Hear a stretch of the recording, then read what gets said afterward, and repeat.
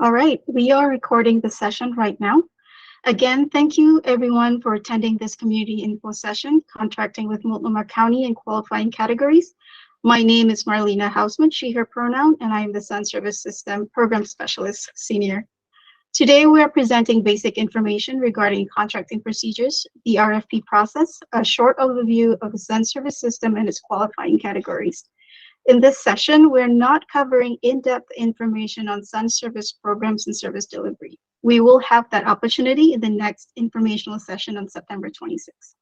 Also be aware that we will also have 2 pre-proposal sessions after the RFP is released. You can ask more questions during the pre-proposal sessions, and we will also have the Q&A board for further clarifying questions. All right, let's start with today's agenda. So this presentation is divided into 3 parts. Each section will end with a 10-minute question and answer session. You can either use the raise hand feature at the bottom of your screen, right here, to ask questions, or use the chat feature right there, or the Q&A feature to also ask your questions. If we run out of time, we will answer your questions in written form, collate all questions and answers, and email this along with the presentation slides. If you have not registered for the community information sessions, please do so on the Sun RFP info webpage to make it easier for us to send you the presentation materials. As you can see in our agenda, most of part 1 will be presented by Lucas Holter, who is our procurement analyst senior. Lucas will cover basic information regarding contracting with the county and the technical requirements. Part 2 will be presented by Walter Rodriguez, Sun Services System Supervisor. Walter will be giving a brief overview of the Sun Service System and also Sun Service System RFP qualifying categories. In part 3, we will be covering RFP processes, insurance requirement, and RFP timeline. Before we start with procurement role overview, let's look at the key terms that are commonly used throughout this presentation and what they mean. Let's start from the top. When you see here or hear Sun as mentioned, what it is referring to is Schools Uniting Neighborhood Service System. And RFP is a request for proposals.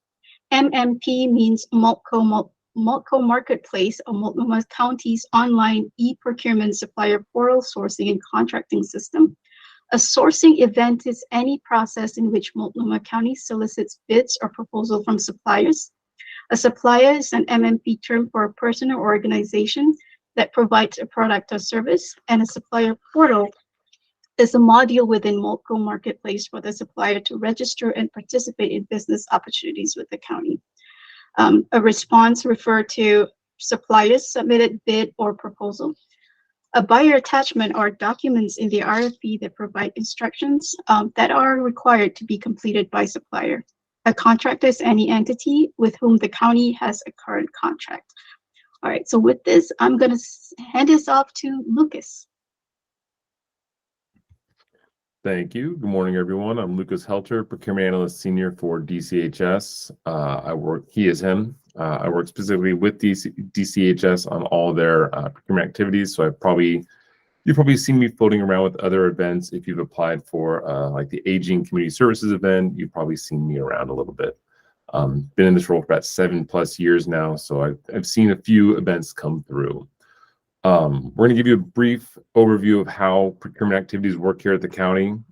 We are decentralized in the sense that we have individual departments are responsible for writing and mapping out their individual RFPs and ITBs. Then we have the central purchasing department housed within DCM, which does a compliance review, and then they become the central point of contact after a handoff and basically run the events from the time it is released until it is awarded. So our role at DCHS is to collaborate with the Sun program or whatever program we're supporting to write the events, make sure we are in compliance with the rule set that we are applying. For this one, it's what we call Per 1. It is the county rule set to manage human services contracting and procurement. We also work with central purchasing at the same time to sort of build out the event to make sure that as we make decisions on our strategy and our processes, that we still fall within the rules that they're going to end up doing compliance checks on, to make sure that we have enough, we're open enough time, that we have enough information passed out. And we also, at DCHS, we will write the evaluation questions and criteria, and we'll assign the weight and scoring to those questions. Central purchasing role for this, we have an assigned SPA, who is Jimmy Chow, who's with us today in our meeting here.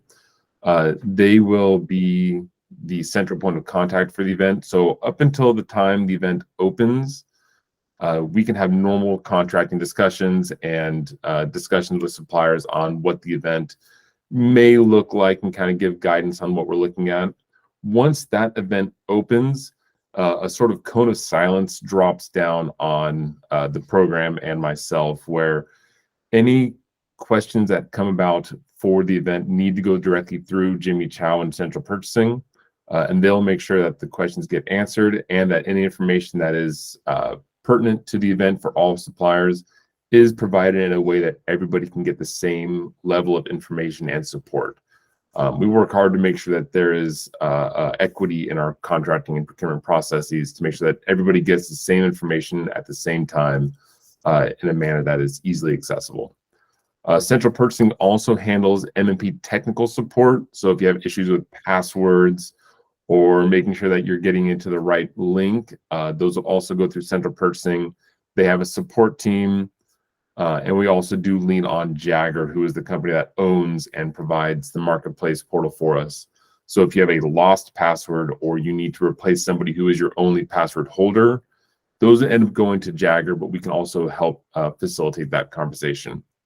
And so that's kind of how the roles are separated. So we write it and then we pass it off to Central for holding it. And so I'll be ready for the next slide.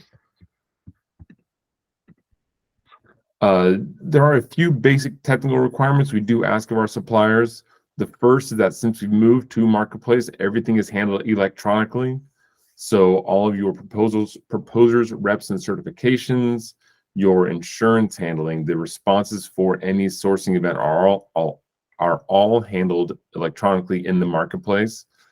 We do not have paper or proxy registration at this time. We also ask folks to be EEO certified and have software requirements that they can read PDFs and those kind of things, which is pretty common at this stage. But it is something that when information is provided, like if you go to download a copy of the event from the Marketplace, it will be a PDF. So you need a way to view that. That's what we ask. That link that's there, I'll get to in a second here as well. So these are 4 pretty important links. You can kind of take a chance to find these. They are all available through the Multco purchasing website.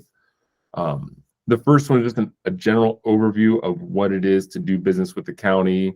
Kind of talks at a pretty high level, provides links to our rule sets and guidance on what policies and procedures we follow when we're writing sourcing events. But it's a good place to start to kind of get an understanding of what it is that goes on behind the scenes. The second link here is a place to register as a supplier. So for those of you who are new to Marketplace, that's sort of a welcome page to kind of launch you into the supplier profile. It will ask you to complete a web form first. By submitting that, it goes to our central purchasing team. They'll review it to make sure you don't already have a supplier profile created, or maybe there's an older account that has a matching TIN number that we can use, and make sure you don't get duplicates put in there. The third one is a buyer's guide for how to respond to an event. Just a simple file download so you can kind of have it stored locally to review on what you're doing. This third one is probably the most important one. Marlene, if you can click on that one for us. This is our bids and opportunities homepage. Located on here is a live list of every sourcing event the county has open, all formals and intermediates, bids and proposals, everything is captured here. So once the Sun event is released, it'll appear right here. And if we have any other events that you've maybe gotten notified about, or you're just curious what we're trying to buy right now, you can always go here to find it. At the top of this page, there are a couple videos there under additional supplier guidance. The first one is a video on how to respond to a sourcing event. You can download that. It's a little animated video narrated by myself. So you'll hear the familiar voice when you're going through that video. It basically walks you through the steps of how to respond, what buttons to push, what the screens will look like. All that information will be there. The second one is another video on that as well. So I recommend people checking out this page, maybe throw a bookmark on here. Don't do this on your personal time, do it on your work time. It's not very interesting, but it's good information to have. And that is kind of the core of what it is to do business with the county. Everything's electronic, handled in the marketplace. All open events you'll find on that Biz and Opportunities page. And we do ask suppliers to self-manage their profiles. And you can do that all through the marketplace. And with that, I've gotten through our slides and we can kind of open up for Q&A, and I'll pass to Marlena and Walter. Thank you, Lucas. All right, everyone. So we're in the Q&A session. If you do have any questions, please feel free to raise your hand and speak up, or use the chat or the Q&A function. I'll be recording all those any questions in the chat.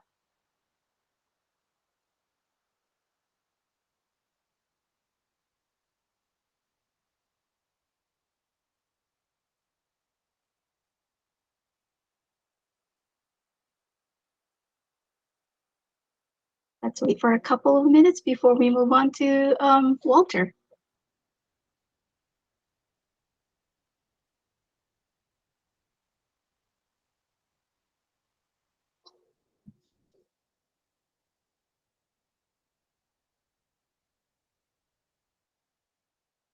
Hi, Jessica. What link are you looking for to the marketplace? Walter, can you pull that link up? Thank you. Walter will be pulling that link up for you. And just so you all are aware, we'll be sending the slide deck along with all the links and also any questions that you all have and the answers to those questions. So if you have not registered on our webpage, please do so, so make it easier for us to follow up with you all. Thank you. All right, if you do not have any other questions, we'll be moving on to Walter. Walter?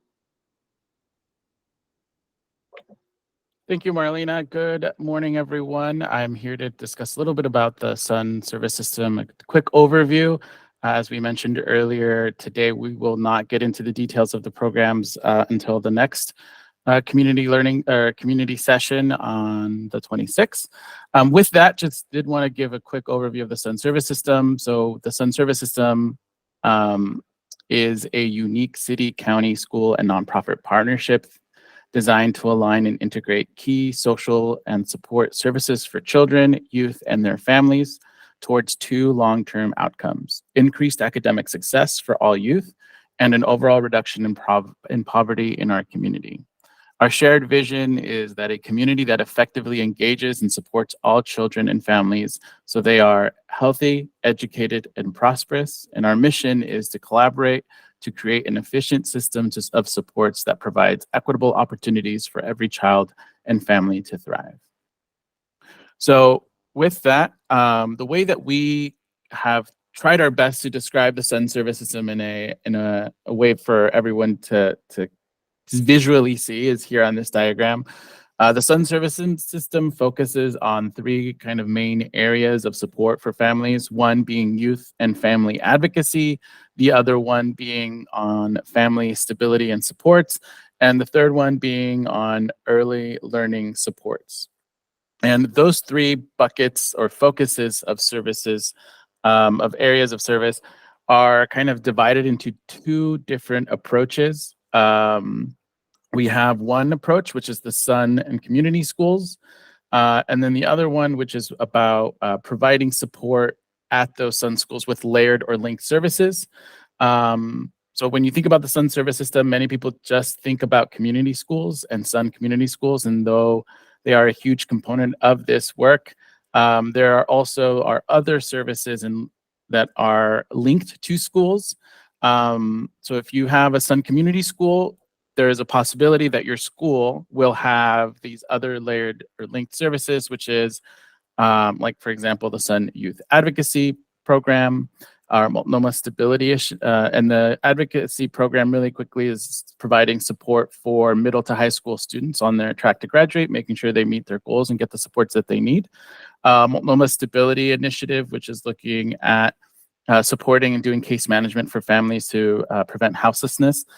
Energy assistance is providing energy assistance funds to pay for utilities Our parent-child development services are focusing, or PCDS for short, is focusing on making sure that they're providing resources and kind of case management support for families with infants and young children to get them ready for preschool or school. And then we have successful families who work primarily in the Reynolds and David Douglas School District with supporting youth and families. And community schools is site-based after-school programming, parent engagement, and supporting our families and children. Some of the other additional layered services at a Sun School are early kindergarten transition program, the food pantry and free food markets, and then also our P3, which is our prenatal to third grade program. In order to have those services, you have to have a Sun School, but for the linked services like SYA, Multnomah Stability Initiative, you don't necessarily have to be housed at a school, but you are sometimes linked or connected to a school, except for energy assistance that is providing services to anyone at the county. And our parent-child development services aren't necessarily tied to a school.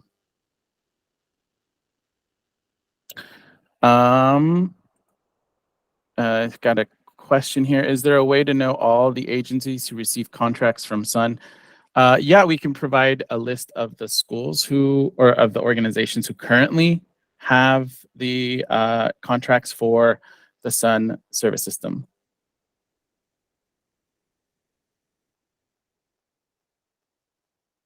All right. The other part of this work is that the way that we've categorized the RFP qualifying categories is through two different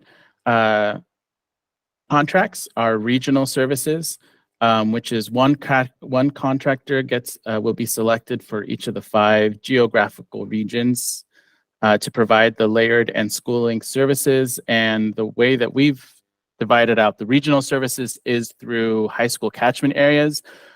Region 1 has PPS high schools, Cleveland, Franklin, Lincoln, Riverdale, and so on. Region 2 has Jefferson, Grant, Madison, and Roosevelt in PPS. Region 3 has the David Douglas High School catchment area and the Park Rose High School catchment areas. Region 4 is Reynolds High School catchment areas. And then Region 5 would include Gresham, Barlow, Centennial, and Corbett.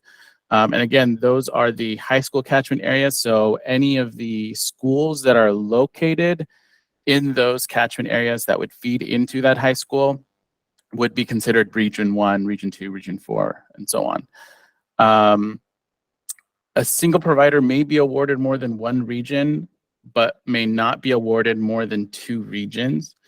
I also want to highlight a single provider may not be awarded 2 regions and simultaneously be a subcontractor in the region.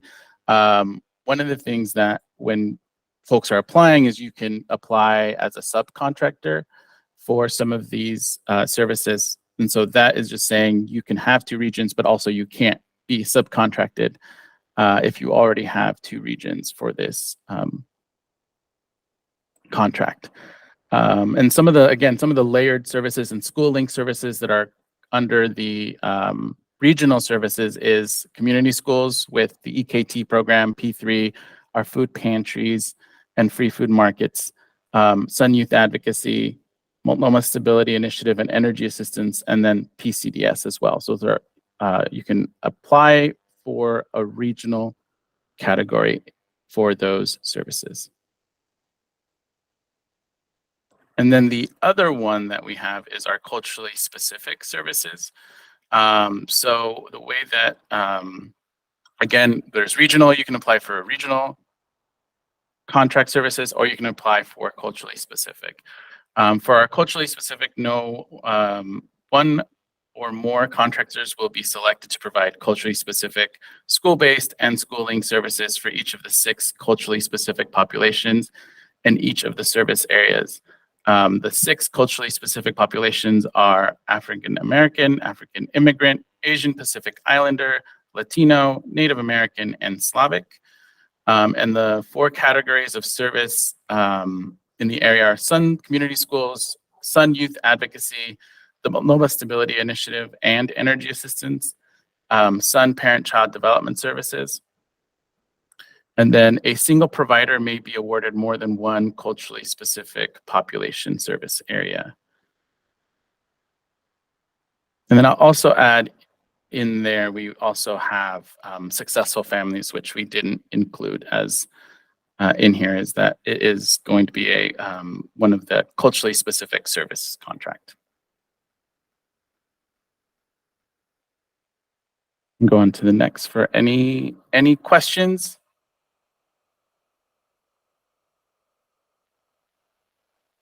Maria, and then Maria Valdez, and then Maria Monroy. Thank you. Hola, Maria. I think I know all the Marias at this point.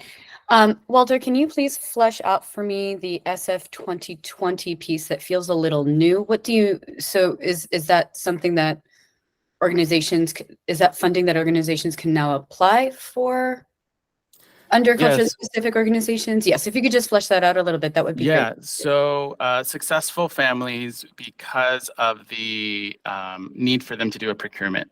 Previously, the procurement, the process for that didn't occur in a public way because we worked with United Way. When United Way decided to step back, we had to fold it into a contracting service. And so we have to have a procurement for successful families contracts. And so we've folded it into the Sun service system, not necessarily to say it's being taken away. It's just that in order for us to contract out, it's under the Sun service system procurement.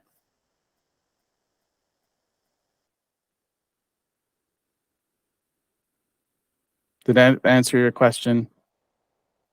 Yes, thank you. All right, Maria, your question? Thank you, Marlena. I don't know why my entire last name doesn't come up. I'm not sure how to change that, but it's, yeah, Monroy Mota. Can you go back to the region slide? Just to clarify, so an agency may not be awarded more than, or to provide services in more than 2 regions. So, for example, right now, our organization through the Sun Community Schools, provides services, David Douglas, Reynolds, and Gresham Barlow. So in 3 different ones. So that is something that will be changing with this new RFPQ. Did I get that correctly? No, because your organization has the culturally specific contract, and that allows for more of a site, like whatever sites are identified as culturally specific. So for example, your organization, Latinos, El Programa Hispano is a culturally specific contract. And so you have all of the schools that not all of the schools, but the schools that I've identified as Latino culturally specific sites. And so that's why you're spread out through like more than 3 regions. Okay, thank you for clarifying that.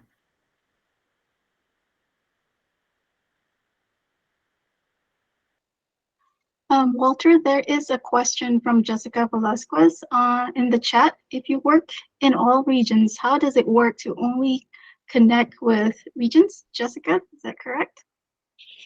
I believe Maria's question actually answered my question because we do service 3 of those regions. So I was trying to get a better understanding how to, but we're also culturally specific. I'm with REAP.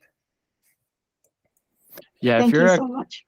If you're a culturally specific, if you're looking for culturally specific services that you want to contract with, they would be, so for example, if you're going to be applying for Latino, culturally specific, you can apply for community schools and youth advocacy, or just youth advocacy, or just PCDS, or just community schools.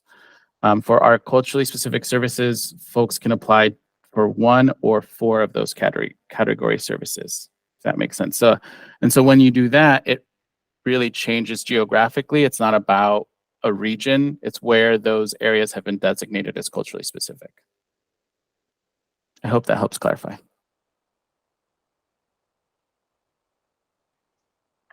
Erica?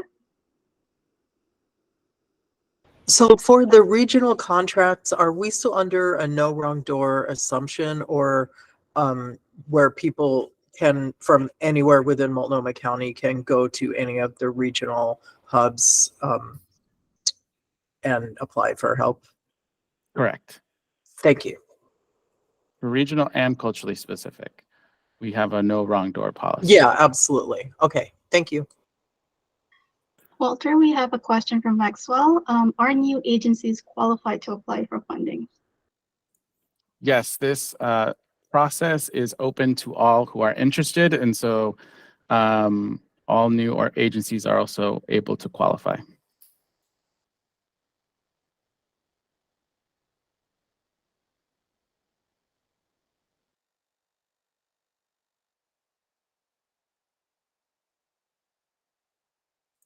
And again, if you know of organizations who would be interested or who would be a good fit, feel free to forward along this information or the website. We want to make sure that as many people who are interested can apply to the procurement process to be able to get their chance to apply. Ellen, go ahead. Yeah, I have a question. If an organization wants to apply for a region and culturally specific services, is that allowable as long as it's not 40% or more? Or... Yes. Okay, thank you. Yeah. You can apply for a region and culturally specific services.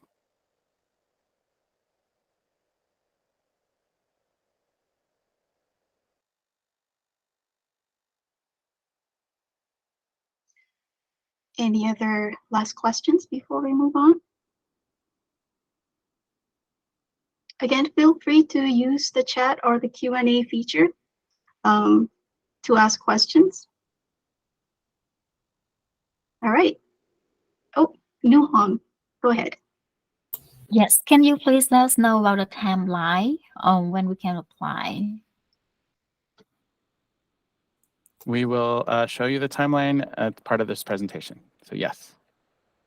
Thank you. Thank you.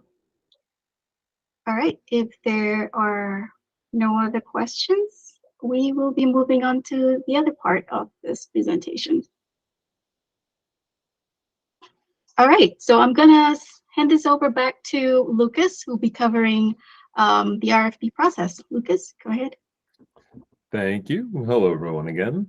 So now we're going to touch base more specifically on the evaluation criteria and how the county handles the proposals once they've been received and are beginning to given out to our evaluation panel.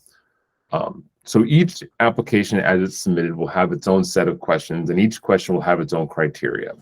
What the county asks is that as you answer the questions, to look really closely at the criteria. The criteria are basically what we consider to be the answers to the questions. So when we hand the proposals over to the evaluators, we basically trust, and this is kind of the tenet of what we do, is we trust the independent judgment of the individual evaluator. So we take their independent judgment as they read the proposal and look to the criteria to say, are the criteria the county is asking for, is that addressed in their proposal? We do not allow them, and we really stress that they don't bring in their own personal knowledge of the supplier into the conversation.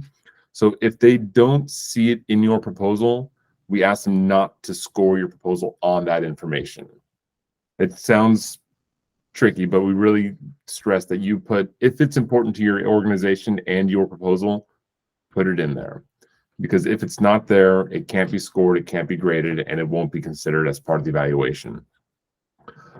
So just to restate as it's saying here, the evaluators are asked to use the criteria as their guidance for scoring the proposals.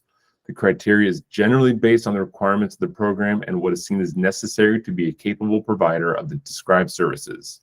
So this will include the capacity, your staff retention, support services, program development, implementation, as well as stuff like environmental impacts. That's one piece that the county includes in all their proposals. It will include culturally specific information where applicable to that specific service. So if it's a culture specific service, there will be questions asking you to describe your agency and how you meet the requirements to provide that. When it comes to scoring, it is based on the content of the proposal. We can't stress that enough. They may not bring outside knowledge to the scoring. They can bring their expertise and knowledge of the service or the population into it, because that's what we trust. We bring subject matter experts in who know the service and know the population being served, so they can use that to help judge a proposal based on its content. And we can't make proposals anonymous because we know proposers are going to put their name in their answers, but we ask them to basically treat it as such, that they don't know who this proposer is, but they need to take the content of it and weigh it on its own measures. We don't compare proposals against each other. We take them on their own merits.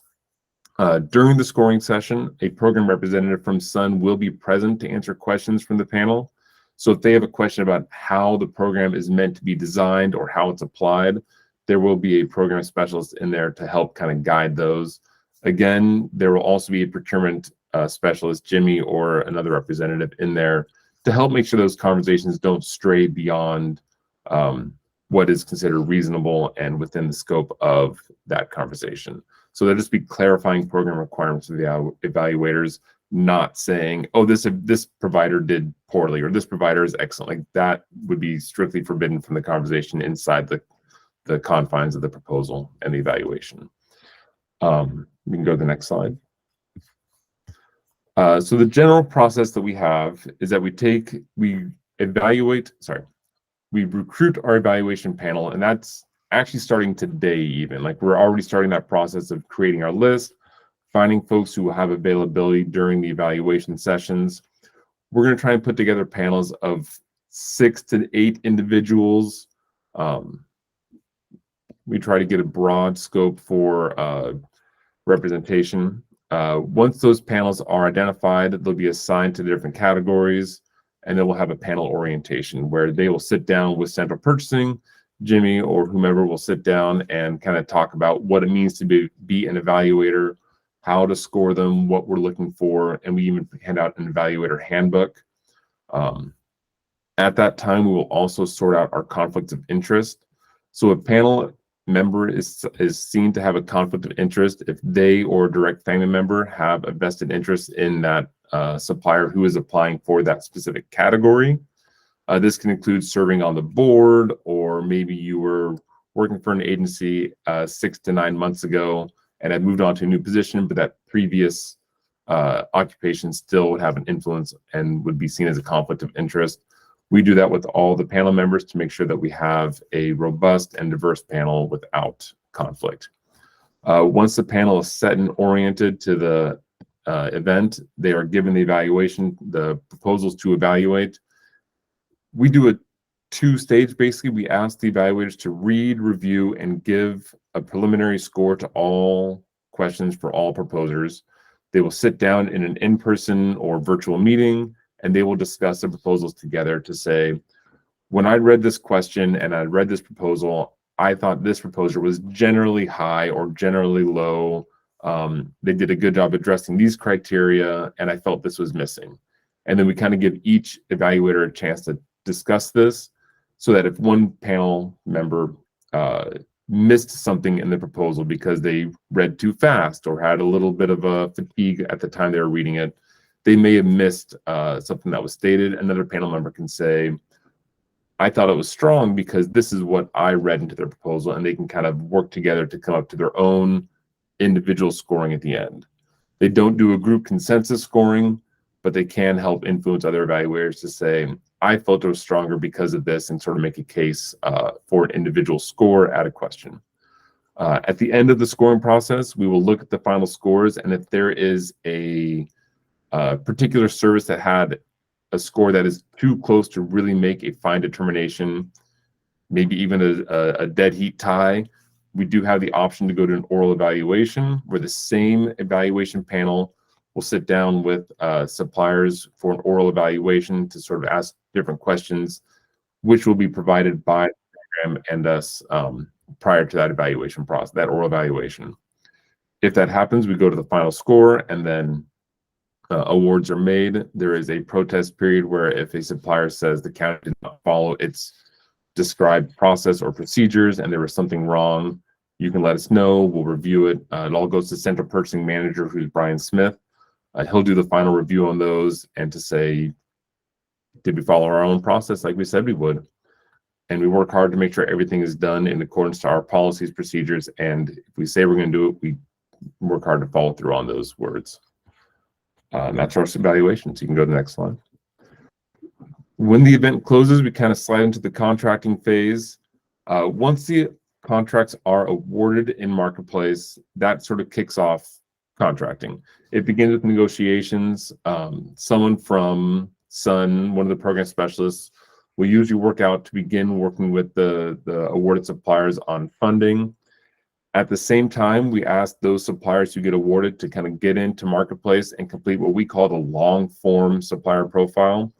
You only need a short form profile to respond to an event. But in order to have a contract executed, we got to have the long form completed, which will include uploading insurance documentation, getting a current W-9, other tax and fiscal requirements need to be met before we can do a contract. So we kind of ask suppliers to work on their long form while they're being in the contract negotiations, and then it slides right into the contracting phase of reviewing scope of work, reviewing and approving final elements, and getting signatures, and hopefully we can get that all done before our deadline is set. There's some supplier guides and resources there at the bottom, which I think are referencing back to what we had before. And that's our contracting phase. It should go smoothly once we get to that point. So. And the insurance requirements, this is what we have listed today for the Sun service system. We don't anticipate this changing much. We're going to have our risk team do one more review when we get the final draft ready, and then they will come in and make sure that they agree to these. We ask suppliers to self-manage their insurance documents. Part of your supplier profile is a place to upload your insurance documents and identify what the limits are and have it all up to date there. If they're all in marketplace and up to date, it makes the contracting phase go a lot better. This is one of the pieces we run into, because if we don't have insurance on file and current, we cannot execute a contract. So we ask folks to pay close attention to the insurance requirements. That's that. All right, for the RFP, thank you, Lucas. For the RFP process and timeline, I'm going to hand this off to Walter.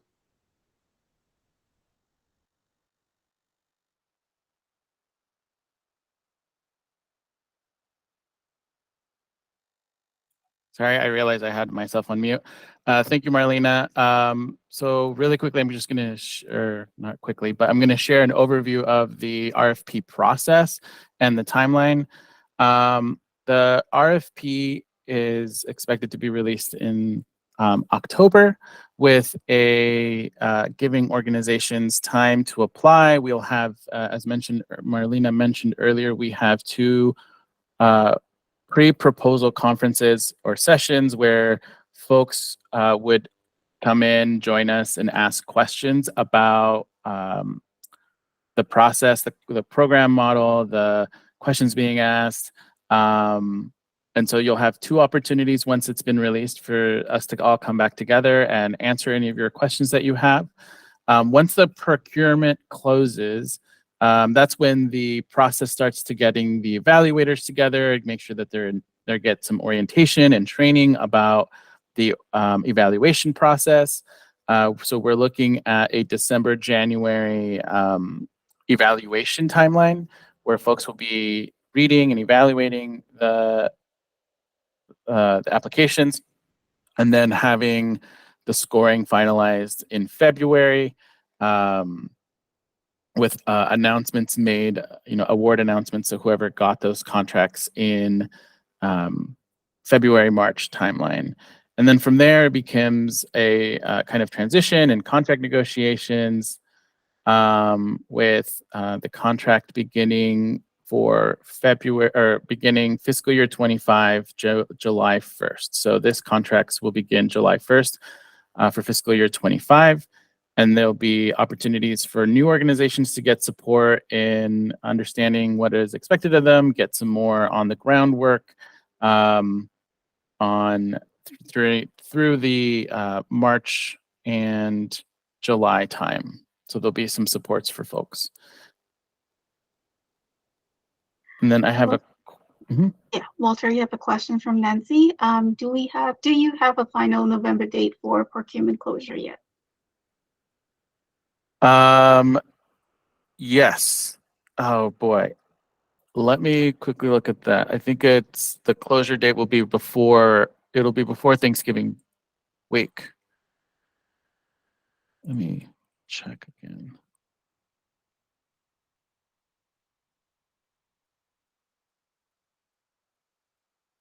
I believe it's on the 20th. Because I believe we close on a Monday.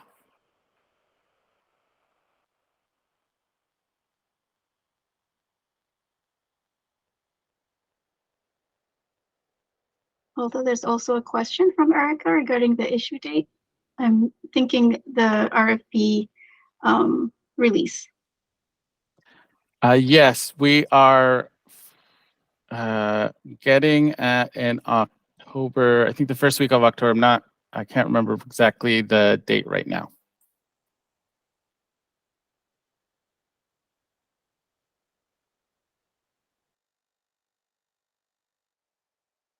It would definitely be the first week of October.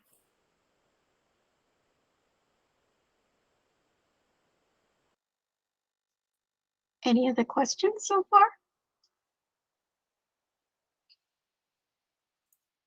And we would email folks that information as well.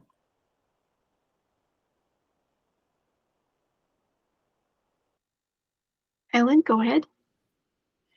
Hi, so just to clarify, and apologies if you said this and I missed it. So the RFP will be released in October. So these colors line up here early October, and then is it closing in November? Yes, it's closing the week, the 20th. So it'd be before Thanksgiving week, the holiday. Perfect, thank you.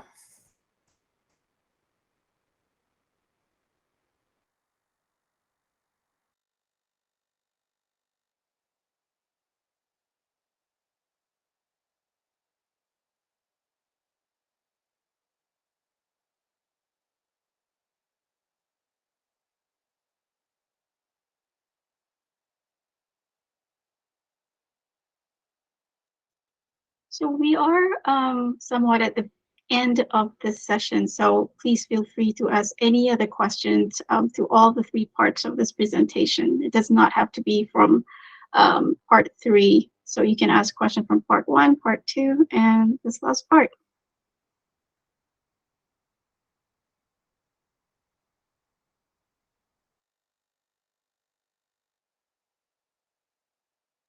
Marisol, go ahead. Hello, I have a question in regards to successful families. Since it's being included in the Sun RFP, how will the backbone agency application vary, or what's that going to look like?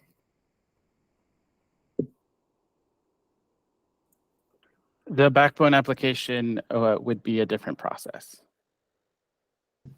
And is that happening in the same timeline? Is it coinciding? It won't be coinciding. It'd be a little bit later because it's a smaller contract. So we can do that, I believe, sometime in. We could start that. I'm not sure when the process would start off the top of my head right now, but it would be a different process. Okay, thank you. Walter, RJ has a question here. Can multiple agencies be awarded within the same region? They can if they subcontract. So if one organization works with another organization to say, hey, I would put in this application together and one organization would subcontract, then yes.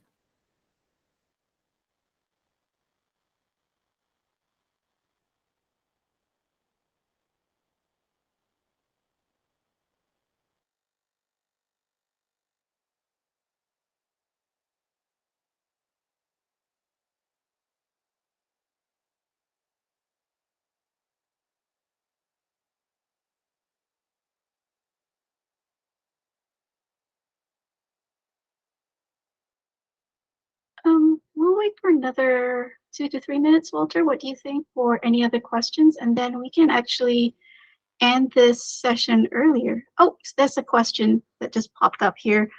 From People, Places, Things, Intercultural Hub, what is the relationship of the county to the subcontractors?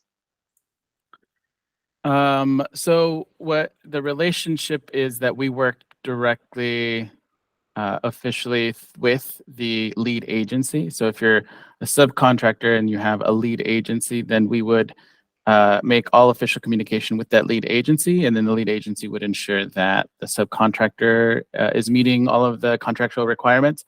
But we also still have a relationship with our staff, our program staff, like our program supervisors would be connecting with the subcontracted agency. So there would still be a working relationship in meetings, convenings, reporting, and data collecting, but ultimately the lead agency is responsible.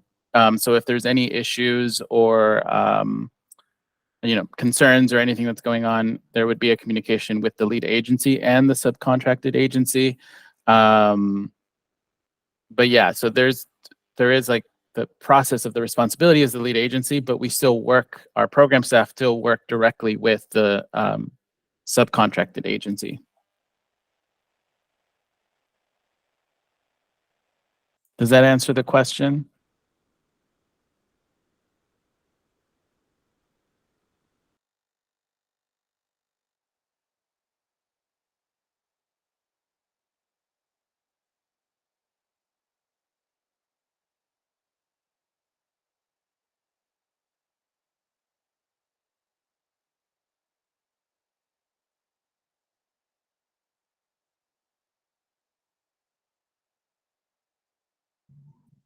All right, we're going to wait for another minute here to take questions, and then we'll move on to our final slide. Hi there, this is Maria Morremota from El Programa. I'm sorry, I got confused. So are we saying, can multiple culturally specific organizations be awarded, or is it only one per population? Does that make sense? For the culturally specific contracts, it would be one per one organization would be awarded per program. So if one organization says, it's culturally specific, says, I want to go for, let's say, Sun Schools, Mm-hmm. and there's 7 others, only one would be awarded that contract, that culturally specific contract just for Sun Schools. But if they decide to work with a lead agency, or if they wanted to subcontract with another agency, then technically 2 would be working on that.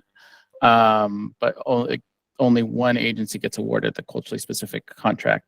But culturally specific organizations can apply for the other contracts. It's not a winner take all like regions are. It would be each culturally specific contract can apply for just SYA. And if you're a region, you would have to apply for the entire region and all of the services in that region. Mm-hmm. Does that make sense? Yeah. So technically El Programa could, as a culturally specific organization, right? If, as an example, we were awarded the Sun Community Schools contract, we would be the only lead agency or the only lead agency. However, we could contract out, if we wanted another CBO to support in the Sun Community School piece. Correct. However, there could be, El Programa, the Sun Community Schools, and then another culturally specific organization also be providing another youth advocacy as an example. Yeah. Okay. Can you, and I don't know if Walter, this is the time for that, but can you share a little bit more about like the decision making in that, or how why there isn't like multiple agencies providing some community schools like that are culturally specific? Does that For make sense? each designated culturally specific community? Yes. Well, part of it is one is about the infrastructure, whether or not there's enough sites to be able to provide the supervisory support needed. Because and this gets into some detail, there's a 7-to-1 or 8-to-1 ratio for supervisors. And so there has to be at least a minimum of that number in order to make sure that folks are getting supervisory support. And so that's kind of one of the main reasons why that's that one organization per contract.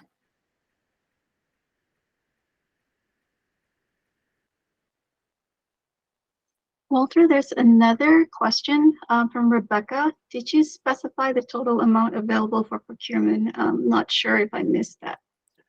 We have not specified that yet. No, that would be in the next session for the session 2. When we get into the program model, we'll go into the specifics of the amount. But as of this last fiscal year, it was about a total for the entire Sun service system was about $47 million. And so in the next session, we'll go into the details of how much is in each program.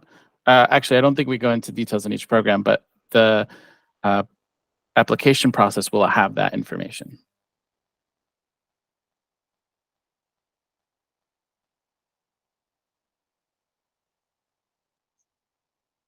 Oh, there's another question from Maxwell. Who will determine what agency is the lead agency if multiple culturally specific agencies apply to provide the same services but for different population groups? So the way that anyone gets determined to be selected as one of the lead agencies or any of the agencies is through our evaluation panel that Lucas discussed. The evaluation panel will read the proposals and then score them, and that's how they get selected to be the agency who gets awarded the contract. If there are multiple culturally specific agencies applying for the same service, I'm not sure, but for different population groups, I'm not sure what that, I don't think I understand that second part of the question. I meant different cultural groups. So, for example, we have agencies that are serving particular groups, like maybe immigrants from Africa or Afghani. So then you would apply. So like if you're an organization who serves multiple culturally specific communities and populations, you could apply for the culturally specific population. I think we have the 6 that we have identified are the African immigrant, African American, Asian Pacific Islander, Latino, Native American, and Slavic. So you can apply for African immigrant and let's say Asian Pacific Islander for both as an organization because you serve that community. Does that make sense? So you can apply for several of the culturally specific populations because your organization serves several of these culturally specific communities. Okay. But then the selection process will depend on the folks who are reading the proposals. That's who selects. And then also the other thing you could apply for is for the regional category as well, if you're interested. You could also apply for the region, which gives you one large area that might serve all of the communities that you work with. And yes, we will be sharing the slides, and also this recording will be on the website. Jessica, go ahead. Thanks. Just to clarify and make sure I'm understanding this correctly. So if let's say two CBOs one applies for the culturally specific population, which is say African American, and let's say both CBOs apply for African American culturally specific population, but each CBO one applies for Sun Community Schools and the other applies for Sun Youth Advocacy Program. You're telling me that only one CBO would be the lead CBO under the culturally specific population, although those two CBOs applied for different categories of service areas? Not for the culturally specific. So if say someone, one organization for culturally specific applies for Sun Community Schools, and then another one, a different one, applies for youth advocacy, it's possible that one could be awarded community school and the other one awarded youth advocacy. Okay. If it's a regional contract, then it would be one organization gets community schools, youth advocacy, limited stability initiative, and parent-child development services. Got it. Okay. Thank you.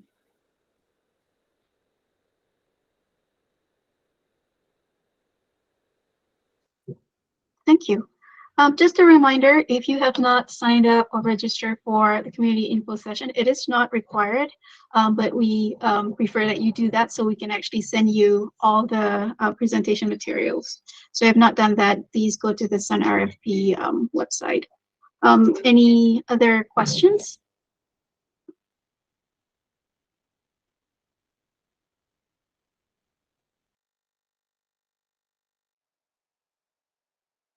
All right, it's noon. If we don't have any other questions, we can end this session earlier, give you back some of your time and have lunch. So again, last slide, just if you have any questions, you can use that email address, sunssrfp@multco.us to ask questions. Center Procurement Contact is right there. And then that's the Sun Info webpage as well. Also, as a reminder, session 2 will be on September 26th at 11 a.m. to 12:30 p.m. Any last words?